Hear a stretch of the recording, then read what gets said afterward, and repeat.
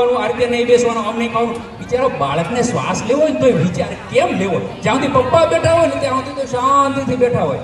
પછી આ બાળકો છે ને પોતાની અંદરની જે લાગણીઓને રજૂ નથી કરી શકતા. સાહેબ, જે લોકો રોજ ન્યૂઝપેપર વાંચે તેને ખબર છે કે સુરતમાં દરરોજ 3 સુસાઇડ થાય છે, દરરોજના.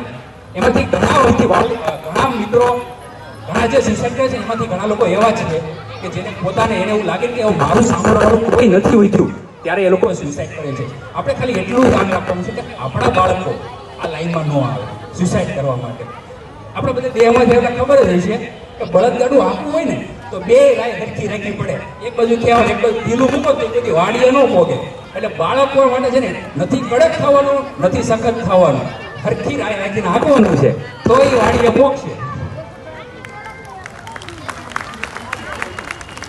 બાળકો છે ને, આપણે ઘણી વખત જોતા હોય કે પૂર આવે ને, પૂર ત્યારે મોટા મોટા વૃક્ષો પડી જાય. જે 100 વર્ષ 50 વર્ષ હોય ને એ જૂના પડી જાય, પણ નાની નાની ધ્રો હોય ને એ પડતી નથી. કારણ કે એ સમયની સાથે વળી જાય છે અને ઓલા સમયની સાથે વળતા નથી ને એટલે પડી જાય છે સાહેબ.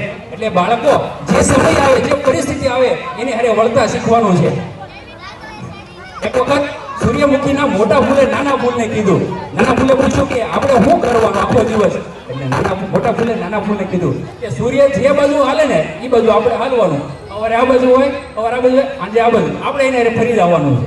એટલે નાના ફૂલે પૂછ્યું કે જ્યારે વાદળા હોય ત્યારે કાંઈ નહીં કરવાનું. મોટા ફૂલે કીધું નાના ફૂલને મોટા ફૂલની સામું જોવાનું, મોટા ફૂલને નાના ફૂલની સામું જોવાનું.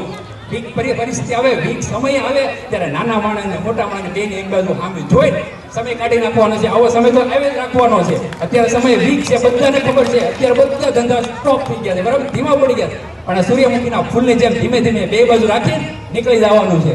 જય હિન્દ, જય શ્રી કૃષ્ણ. ખૂબ ખૂબ આભાર રોહિતભાઈ.